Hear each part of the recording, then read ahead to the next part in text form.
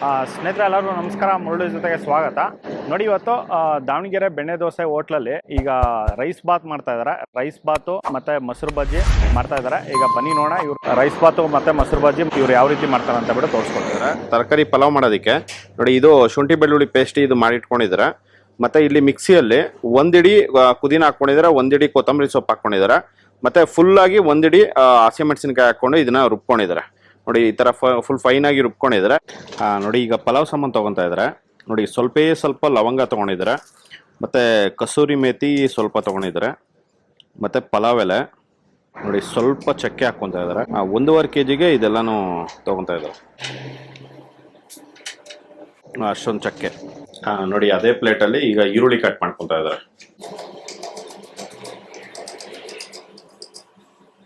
ನೋಡಿ, ಈಗ ಸ್ವಲ್ಪ ಟೊಮೊಟೊ ಕಟ್ ಮಾಡ್ತಾ ಇದ್ದಾರೆ.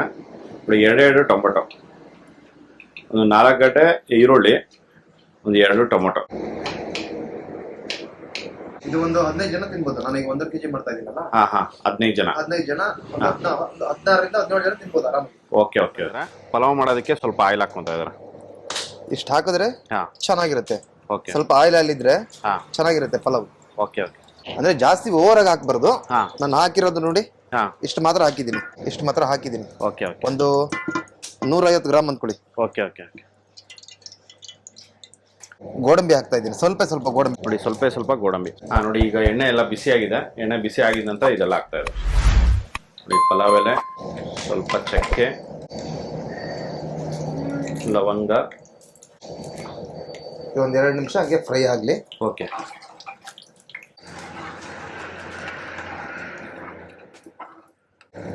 ಈಗ ಕಸೂರಿ ಮೆಂತೆ ಹಾಕ್ತಾ ಇದ್ದೀನಿ. ಓಕೆ. ನೋಡಿ, ಈಗ ಕಸೂರಿ ಮೇಥಿ ಹಾಕ್ತಾ ಇದ್ದಾರೆ. ಆಮೇಲೆ ಈರುಳ್ಳಿ ಹಾಕ್ತಾ ಇದ್ದೀನಿ. ಓಕೆ.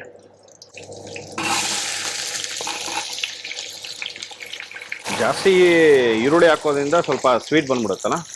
ಸ್ವೀಟ್ ಅಂತ ಏನು ಬರೋದಿಲ್ಲ, ರೈಸ್ ಬಾತಿಗೆ ಅಷ್ಟೇ ಸಾಕು, ಏನು ಜಾಸ್ತಿ ಏನು ಬೇಕಾಗಿಲ್ಲ. ಓಕೆ. ಸ್ವಲ್ಪ ಜನ ಹೇಳ್ತಾರೆ ಈರುಳ್ಳಿ ಜಾಸ್ತಿ ಹಾಕೋದ್ರಿಂದ ಸ್ವೀಟ್ ಬಂದ್ಬಿಡುತ್ತೆ, ಟೇಸ್ಟ್ ಕಡಿಮೆ ಆಗ್ಬಿಡುತ್ತೆ. ಹೌದಾ? ಆತರ ಏನಿಲ್ಲ ಸರ್, ಈರುಳ್ಳಿ ಹಾಕ್ದಂಗೂ ಚೆನ್ನಾಗಿರುತ್ತದೆ. ನಾವ್ ಎಷ್ಟು ಬೇಕು ಅಷ್ಟೇ ಹಾಕ್ತಿವಿ ಸಾಕು. ಅದು ಮೀಡಿಯಂ ಆಗಿ 4 ಹಾಕೊಂಡಿದ್ದೀನಲ್ಲ, 4 ಹಾಕೊಂಡಿದ್ದೀನಿ ಅಂದ್ರೆ ಅದು 1.5 kg ಮಾಡ್ತಾ ಇದ್ದೀನಿ ನಾನು. ಓಕೆ.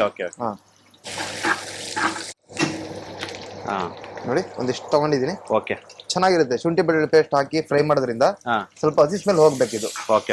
ಒಂದ್ 2 ನಿಮಿಷ ಹಿಂಗೆ 1 ನಿಮಿಷ ಅಂದ್ಕೊಡಿ ಸಾಕು. ಓಕೆ. 1 ನಿಮಿಷ ಮೀಡಿಯಂ ಆಗಿ ಹಿಂಗೆ ಹುರ್ಕೊಂತ ಇದ್ರೆ ತುಂಬಾ ಚೆನ್ನಾಗಿ ಬರುತ್ತೆ. ಓಕೆ. ಬಿರಿಯಾನಿನೂ ಬೇಡ, ಏನು ಬೇಡ, ಮನೇಲಿ ಮಾಡ್ಕೊಂಡು ನೋಡ್ರಿ ಒಂದ್ಸಲ. ಓಕೆ. ನೋಡಿ, ಈಗ ಟೊಮೊಟೊ ಹಾಕೊಂಡಿದ್ದಾರೆ. ಈ ಈರುಳ್ಳಿ ಸ್ವಲ್ಪ ಲೈಟ್ ಆಗಿ ಫ್ರೈ ಮಾಡ್ಕೊಂಡಿದ್ದಾರೆ. ಒಂದು 2 ನಿಮಿಷ ಫ್ರೈ ಮಾಡ್ಕೊಂಡಿದ ನಂತರ ಈಗ ಟೊಮೊಟೊ ಹಾಕೊಂಡು ಈಗ ಫ್ರೈ ಮಾಡ್ತಾ ಇದ್ದಾರೆ. ಕೊತ್ತಂಬರಿ ಸೊಪ್ಪು, ಪುದೀನ ಸೊಪ್ಪು, ಆಮೇಲೆ ಮೆಣಸಿನಕಾಯಿ ಅವು 3 ಮಿಕ್ಸ್ ಮಾಡ್ತಾ ಇದ್ದೀನಿ. ಓಕೆ. ನೋಡಿ, ಟೊಮೊಟೊ ಹಾಕಿ ಒಂದು 2 ನಿಮಿಷ ಫ್ರೈ ಮಾಡ್ಕೊಂಡಿದ್ದಾರೆ. ಫ್ರೈ ಮಾಡ್ಕೊಂಡಿದ ನಂತರ ಇದನ್ನ ಹಾಕೊಂಡಿದ್ದಾರೆ. ಇದು ಹಸಿ ಸ್ಮೆಲ್ ಹೋಗ್ಬೇಕು ಕ್ಲೀನ್ ಆಗಿ. ಓಕೆ. ನೋಡಿ ಸರ್, ಇದು ಚೆನ್ನಾಗಿ ಫ್ರೈ ಆಗಬೇಕು. ಸ್ವಲ್ಪ ಮಿಕ್ಸಿಲಿ ಇರೋದನ್ನ ನಾನು ಸ್ವಲ್ಪ ನೋಡಿ ಕ್ಲೀನ್ ಮಾಡಿದ್ದೀನಿ. ಓಕೆ. ನೋಡಿ, ಈಗ ಉಪ್ಪು ಹಾಕ್ತಾ ಇದ್ದಾರೆ. ನೋಡಿ ಸರ್, ಇದು 1 kgಗೆ. ಓಕೆ. ಅಂದ್ರೆ ಫಸ್ಟ್ ಸ್ವಲ್ಪ ಕಡಿಮೆನೆ ಹಾಕೊಂಡಿದ್ರಿ, ನಾನು ಕಡಿಮೆನೆ ಹಾಕೊಂಡಿದ್ದೀನಿ, ಆಮೇಲೆ ಬೇಕಾದ್ರೆ ಹಾಕೊಂತೀನಿ. ಓಕೆ. ನೋಡಿ, ಈಗ ಮೊಸರು ಹಾಕೊಂತ ಇದ್ದಾರೆ. ಸ್ವಲ್ಪ ಜಾಸ್ತಿ ಏನ್ ಬೇಡ, ಸಾಕು. ಒಂದು 1/4 ಲೀಟರ್ಕ್ಕಿಂತ ಮೊಸರು ಕಡಿಮೆ. ಒಂದು 200 ml. 200 ml ಬೇಡ. 200 ml ಅಂದ್ಕೊಳ್ಳಿ. 200 ml ಮೊಸರು. ಹಿಂಗೆ ಒಂದ್ 2 ನಿಮಿಷ ಕುದಿ ಬರ್ಲಿ. ಓಕೆ. ಸ್ವಲ್ಪ ಬೆಲ್ಲ ಹಾಕ್ತಾ ಇದ್ದೀನಿ. ಓಕೆ. ನೋಡಿ, ಮೊಸರು ಹಾಕಿ ಒಂದು 2 ನಿಮಿಷ ಆಗಿದೆ. 2 ನಿಮಿಷ ಆದ್ಮೇಲೆ ಇದೆಲ್ಲ ಫುಲ್ ಕುದಿ ಬಂದಿದೆ. ಕುದಿ ಬಂದಾದ್ಮೇಲೆ ಸ್ವಲ್ಪ ಬೆಲ್ಲ ಹಾಕೊಂಡಿದ್ದಾರೆ.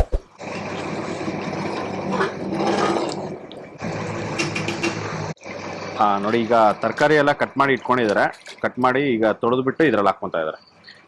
ನೋಡಿ, ಇದರಲ್ಲಿ ಬೀನ್ಸು, ಕ್ಯಾರೆಟ್, ನೌಕೋಲು. ಅಷ್ಟೇ. ನೌಕೋಲು. ನಾನು ಇದನ್ನ ಬಟಾಣಿನ ಇದ್ ಮಾಡ್ಬಿಟ್ಟಿದ್ದೀನಿ, ಅಂದ್ರೆ ಅದನ್ನ ಹಾಕ್ತಾ ಇಲ್ಲ ನಾನು. ಹಾಕೋರು ಹಾಕ್ಬೋದು, ಏನ್ ತೊಂದ್ರೆ ಇಲ್ಲ. ನಾನು ಅದ್ರ ಬದಲು ಬ್ರೆಡ್ ರೋಸ್ಟ್ ಮಾಡಿ ಇಟ್ಕೊಂಡಿದ್ದೀನಿ. ತೋರಿಸ್ತೀನಿ ರೀ, 1 ನಿಮಿಷ. 4 ಪೀಸ್ ಮಾಡ್ಬಿಟ್ಟು ಇಟ್ಕೊಂಡಿದ್ದೀನಿ ಬ್ರೆಡ್ ನ ರೋಸ್ಟ್ ಆಯಿಲ್ ಅಲ್ಲಿ ಹಾಕೊಂಡು ರೋಸ್ಟ್ ಮಾಡಿರೋದು. ಹೌದು, ಆಯಿಲ್ ಅಲ್ಲಿ ಹಾಕ್ಬಿಟ್ಟು ರೋಸ್ಟ್ ಮಾಡಿರೋದು. ನಾನು ಬಟಾಣಿ ಇದನ್ನ ರೋಸ್ಟ್ ಮಾಡಿ ಇಟ್ಕೊಂಡಿದ್ದಾರೆ. ಮತ್ತೆ ಇದನ್ನ ಲಾಸ್ಟ್ ಅಲ್ಲಿ ಹಾಕೊಂತೀರಾ? ಲಾಸ್ಟ್ ಅಲ್ಲಿ ಹಾಕೊಂತಾರೆ. ಅಂದ್ರೆ ಇದು ದಮ್ ಆದ್ರ ಮೇಲೆ ಹಾಕ್ತೀನಿ. ದಮ್ ಆದ್ಮೇಲೆ. ಓಕೆ.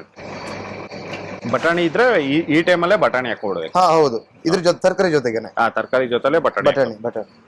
ಇದನ್ನ ಮತ್ತೆ ಒಂದ್ ನಿಮಿಷ ತಿರ್ಸ್ಕೊಂತೀನಿ ನೀಟಾಗಿ. ಓಕೆ. ಇದಕ್ಕೆ ಬೇಕಾದ್ರೆ ಹಾಲು ಬೇಕಾದ್ರೆ ಹಾಕ್ಬೋದು. ಓಕೆ. ನಾನು ಕಾಯಿ ಹಾಲು ಮತ್ತೆ ಕಾಯಿ ಏನು ಹಾಕೋದಿಲ್ಲ, ಹಂಗೆ ಮಾಡಿದ್ದೀನಿ. Okay okay.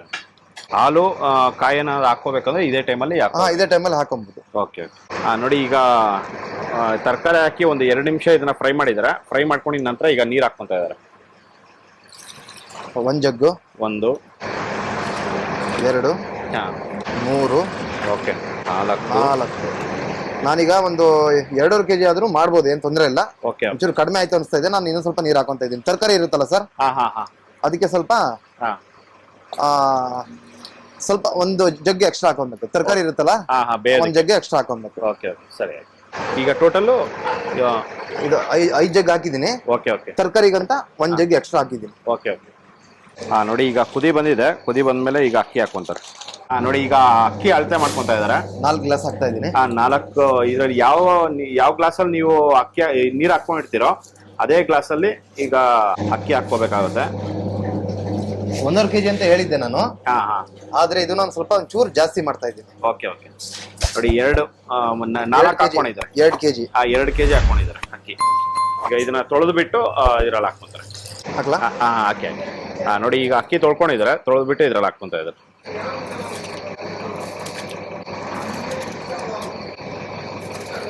ನಾನು ಹೇಳಿದ್ನಲ್ಲ ಸರ್, 3 kg ಅಂದ್ರೆ ಈ ಕುಕ್ಕರ್ ಅಲ್ಲಿ 10 ಲೀಟರ್ ಕುಕ್ಕರ್ ನೀವು ಹೇಳ್ದಂಗೆ 3 kg ಫುಲ್ ಆಗ್ಬಿಡುತ್ತೆ. ಇದು ಕರೆಕ್ಟ್ ಆಗಿ ಫುಲ್ ಆಗುತ್ತೆ. ನೋಡಿ ಇದು 10 ಲೀಟರ್ ಕುಕ್ಕರ್. ಇದು 10 ಲೀಟರ್ ಅಲ್ಲಿ ಈಗ 2 kg ಅಕ್ಕಿ ಹಾಕ್ಬಿಟ್ಟು ಈಗ ಮಾಡ್ತಾ ಇದಾರೆ. ಇನ್ನೊಂದು kg ಹಾಕೊಂಡ್ರೆ 3 kg ಆಗುತ್ತೆ. 10 ಲೀಟರ್ ಕುಕ್ಕರ್ ಅಲ್ಲಿ 3 kg ಪಲಾವ್ ಮಾಡ್ಕೋಬಹುದು. 1 ನಿಮಿಷ ಈ ತರ ಮಾಡ್ಬಿಟ್ಟು ಇದನ್ನ 1-2 ನಿಮಿಷ ಹಂಗೆ ಮುಚ್ತೀನಿ ನಾನು. ಓಕೆ. ನೋಡಿ ಅಕ್ಕಿ ಹಾಕಿ ಒಂದು 2 ನಿಮಿಷ ಆಗಿದೆ. ಈಗ ಕುದಿ ಬಂದಿದೆ. ನೋಡಿ ಇದೇ ತರ ಆಗಾಗ ಒಂದು 2 ನಿಮಿಷಕ್ಕೆ ಒಂದ್ಸತಿ ಈ ತರ ಮಿಕ್ಸ್ ಮಾಡ್ತಾ ಇರ್ಬೇಕಾಗುತ್ತೆ. ನೋಡಿ ಅಕ್ಕಿ ಹಾಕಿದ ನಂತರ ಇದೇ ಟೈಮಲ್ಲಿ ನೀವು ಉಪ್ಪು ನೋಡ್ಕೋಬೇಕಾಗುತ್ತೆ. ಉಪ್ಪೇನಾದ್ರೂ ಕಡಿಮೆ ಇದ್ರೆ ಈಗ ಹಾಕೋಬೇಕಾಗುತ್ತೆ. ನೋಡಿ ಇದು ಇನ್ನೊಂದು 2 ನಿಮಿಷ ಬಿಟ್ರೆ ಸಾಕು, ಇದು ದಮ್ಗೆ ರೆಡಿ ಆಗುತ್ತೆ. ಈಗ 2 ನಿಮಿಷ ಆದ್ಮೇಲೆ ಇದನ್ನ ದಮ್ ಹಾಕೊಂತಾರೆ.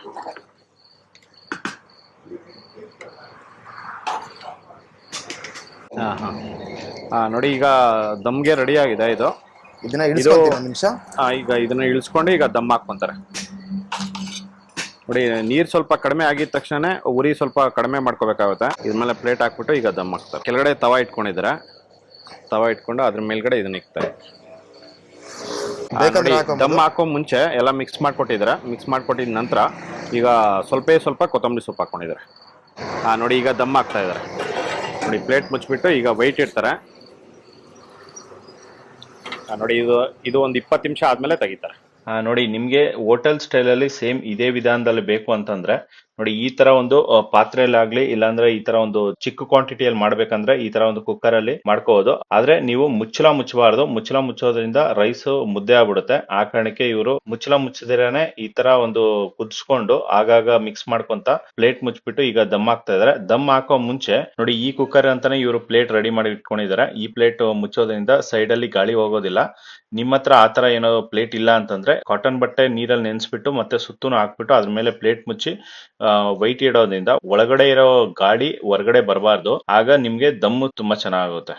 ನೋಡಿ ಪಲಾವ್ ದಮ್ ಆಗ್ಬೇಕಂದ್ರೆ ನೋಡಿ ಲೋ ಫ್ಲೇಮ್ ಅಲ್ಲಿ ತುಂಬಾ ಫುಲ್ ಲೋ ಫ್ಲೇಮ್ ಅಲ್ಲಿ 10 ನಿಮಿಷ ಇದನ್ನ ಆನ್ ಅಲ್ಲಿ ಇಡಬೇಕಾಗುತ್ತೆ. ಆನ್ ಅಲ್ಲಿ ಇಟ್ಟು ಆಮೇಲೆ 10 ನಿಮಿಷ ಆದ್ಮೇಲೆ ಆಫ್ ಮಾಡಿದ ನಂತರ ಮತ್ತೆ 10 ನಿಮಿಷ ಬಿಡಬೇಕಾಗುತ್ತೆ. 10 ನಿಮಿಷ ಆದ್ಮೇಲೆ ದಮ್ ತೆಗಿದ್ರೆ ನೋಡಿ ಇದನ್ನ ಒಂದು 20 ನಿಮಿಷ ಆಗಿದೆ. 20 ನಿಮಿಷ ಇದನ್ನ ದಮ್ ಹಾಕೊಂಡಿದ್ರು. ಈಗ ತೆಗೆದಿದ್ದಾರೆ. ಈಗ ಇದ್ರ ಮೇಲ್ಗಡೆ ಈಗ ಬ್ರೆಡ್ ಪೀಸ್ ಹಾಕೊಂತ ಇದ್ದಾರೆ. ಬ್ರೆಡ್ ರೋಸ್ಟ್ ಇದೀಗ ಕ್ಲೀನ್ ಆಗಿ ಮಿಕ್ಸಿಂಗ್. ಓಕೆ. ತುಂಬಾ ನೀಟಾಗಿ ಬಂದಿದೆ. ಓಕೆ. ಉದುರು ಆಗಿದೆ ನೋಡಿ. ಅದಕ್ಕೆ ಜಾಸ್ತಿ ನೀರು ಹಾಕಬಾರ್ದು. ಕುಕ್ಕರ್ ಪ್ಲೇಟ್ ಹಾಕ್ಬಿಟ್ರೆ ಸ್ವಲ್ಪ ನುಣ್ಣಕ್ಕೆ ಆಗ್ಬಿಡುತ್ತೆ. ನೋಡಿ ಈಗ ತರಕಾರಿ ರೈಸ್ ಬಾತ್ ರೆಡಿ ಆಗಿದೆ. ನೋಡಿ ಈಗ ರೈಸ್ ಬಾತ್ಗೆ ಈಗ ಮೊಸರು ಬಜ್ಜಿ ಮಾಡ್ತಾ ಇದ್ದಾರೆ. ಮೊಸರು ಬಜ್ಜಿ ಮಾಡೋದಕ್ಕೆ ನೋಡಿ ಈರುಳ್ಳಿ, ಕೊತ್ತಂಬರಿ ಸೊಪ್ಪು ಮತ್ತೆ ಹಸಿಮೆಣಸಿನಕಾಯಿ ಕಟ್ ಮಾಡ್ಕೊಂಡು ಈಗ ಅದರಲ್ಲಿ ಈಗ ಮೊಸರು ಹಾಕ್ಕೊಂತ ಇದ್ದಾರೆ. ನೋಡಿ ಅದರಲ್ಲಿ ಸ್ವಲ್ಪ ಹಾಲು ಹಾಕ್ಕೊಂತ ಇದ್ದಾರೆ. ಅರ್ಧ ಲೀಟ್ರ್ ಹಾಲು. ನೋಡಿ ಅರ್ಧ ಲೀಟ್ರ್ ಹಾಲು, ಅರ್ಧ ಲೀಟ್ರ್ ಮೊಸರು ಹಾಕ್ಕೊಂಡಿದ್ದಾರೆ. ನೋಡಿ ಅದಕ್ಕೆ ಈಗ ಸೌತೆಕಾಯಿ ಕಟ್ ಮಾಡ್ತಾ ಇದ್ದಾರೆ.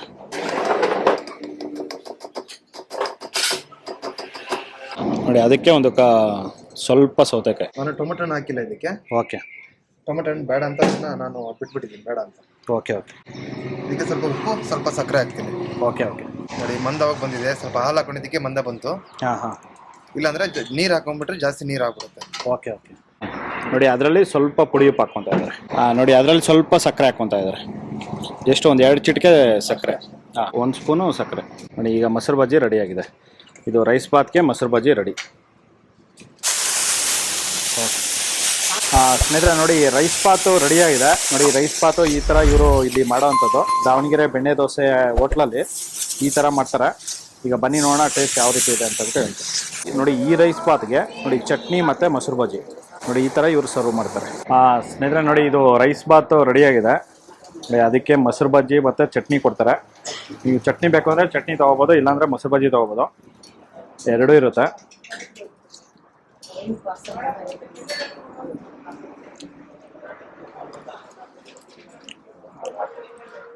ನೋಡಿ ಇವರು ನನ್ನ ಚಾನಲ್ನಲ್ಲಿ ಇದೇ ಫಸ್ಟ್ ಟೈಮ್ ಈ ಥರ ಒಂದು ಬ್ರೆಡ್ಡು ರೋಸ್ಟ್ ಮಾಡಿ ಆಯಿಲಲ್ಲಿ ರೋಸ್ಟ್ ಮಾಡಿ ಈ ಥರ ಒಂದು ರೈಸ್ ಬಾತ್ ಮಾಡಿರೋಂಥದ್ದು. ಸುಮಾರು ಥರ ರೈಸ್ ಬಾತ್ಗಳಿದೆ, ಅದೇ ಇದೇ ಒಂಥರ ಡಿಫ್ರೆಂಟಾಗಿ ತುಂಬ ಚೆನ್ನಾಗಿ ಮಾಡಿದ್ದಾರೆ.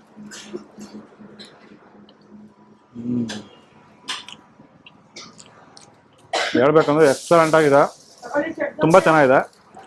ನೋಡಿ ನಾನು ಲಾಸ್ಟ್ ಟೈಮು ನಾನು ಚಿತ್ರದುರ್ಗದಲ್ಲಿ ಒಂದು ರಸ್ಕ್ ಹಾಕಿ ಇದು ರೈಸ್ ಬಾತ್ ಮಾಡಿರೋದು ನಾನು ವಿಡಿಯೋ ಅಪ್ಲೋಡ್ ಮಾಡಿದ್ದೆ. ನೋಡಿ ಅದೇ ಒಂಥರ ಟೇಸ್ಟು, ಮತ್ತು ಅದಕ್ಕಿಂತನೂ ಇದು ಒಂದು ಕೈ ತುಂಬ ಚೆನ್ನಾಗಿದೆ. ಇದು ನೋಡಿ ಇದನ್ನು ಆಯಿಲಲ್ಲಿ ಬ್ರೆಡ್ನ ರೋಸ್ಟ್ ಮಾಡಿ ಹಾಕಿರೋದು. ನೋಡಿ ರೈಸ್ ಜೊತೆಯಲ್ಲಿ ಆ ಬ್ರೆಡ್ ಇಟ್ಕೊಂಡು ತಿಂತಾಯಿದ್ರೆ ತುಂಬ ಚೆನ್ನಾಗಿದೆ, ಎಕ್ಸಲೆಂಟ್ ಆಗಿದೆ. ಚಟ್ನಿ ರೈಸ್ ಬಾತು ಸೂಪರ್ ಆಗಿದೆ. ರೈಸ್ ಬಾತ್ಗೆ ಚಟ್ನಿ ಮೊಸರು ಬಜ್ಜಿ ಇವೆರಡೂ ಇದ್ರೆ ಕಾಂಬಿನೇಷನ್ ಸಕ್ಕತ್ತಾಗಿರುತ್ತೆ. ನೋಡಿ ಅಡುಗೆಗಳೆಲ್ಲನೂ ಇವರು ಶರತ್ ಅಂತ ಬಿಟ್ಟು ಇವರೇ ಒಂದು 10-12 ವರ್ಷ ಎಕ್ಸ್ಪೀರಿಯನ್ಸ್ ಇರೋವಂಥವ್ರು ಇಲ್ಲಿ ಅಡುಗೆಗಳು ಮಾಡ್ತಾ ಇದ್ದಾರೆ. ಅಡುಗೆಗಳೆಲ್ಲನೂ ಅಷ್ಟೇ ಎಕ್ಸಲೆಂಟ್ ಆಗಿದೆ, ತುಂಬ ಚೆನ್ನಾಗಿದೆ. ಇದು ನೈರ ಪೆಟ್ರೋಲ್ ಬಂಕ್ ಪಕ್ಕದಲ್ಲೇ ಮೇಳಹಳ್ಳಿ ಹತ್ರ ಈ ಹೋಟೆಲ್ ಇರೋವಂಥದ್ದು. ನೀವು ಒಂದ್ಸತಿ ಈ ಕಡೆ ಬಂದಾಗ ಟೇಸ್ಟ್ ಮಾಡಿ. ಪಲಾವ್ ಆಗಲಿ, ಇದು ದಾವಣಗೆರೆ ಬೆಣ್ಣೆ ದೋಸೆ ಆಗಲಿ, ಇಲ್ಲಾಂದರೆ ತಟ್ಟೆ ಇಡ್ಲಿ, ಇವು ಮೂರೂ ಅಷ್ಟೇ ಇದು ಟಿಫನ್ಗೆ ಸಿಗುತ್ತೆ. ಮತ್ತು ಮಧ್ಯಾಹ್ನ ಬಂದರೆ ನಿಮಗೆ ರೈಸು ಸಾಂಬಾರು ಸಿಗುತ್ತೆ. ಮತ್ತು ಬೆಣ್ಣೆ ದೋಸೆ ಬೆಳಗ್ಗೆ ಒಂದು 7-7:30 ಸ್ಟಾರ್ಟ್ ಆಯಿತು ಅಂದರೆ 8-8:30ವರೆಗೂ ದಾವಣಗೆರೆ ಬೆಣ್ಣೆ ದೋಸೆ ಸಿಗುತ್ತೆ. ತಪ್ಪದೇ ಬಂದು ಇಲ್ಲಿ ಟೇಸ್ಟ್ ಮಾಡಿ. ನೋಡಿ ಈ ವಿಡಿಯೋ ನಿಮಗೆಲ್ಲ ಇಷ್ಟ ಆಗಿದೆ ಅನ್ಕೋತೀನಿ. ಇಷ್ಟ ಆಗಿದೆ ದಯವಿಟ್ಟು ಲೈಕ್ ಮಾಡಿ, ಶೇರ್ ಮಾಡಿ, ಸಬ್ಸ್ಕ್ರೈಬ್ ಮಾಡಿ. ಮುಂದಿನ ವಿಡಿಯೋದಲ್ಲಿ ಸಿಗ್ತೀನಿ. Thank you, bye bye.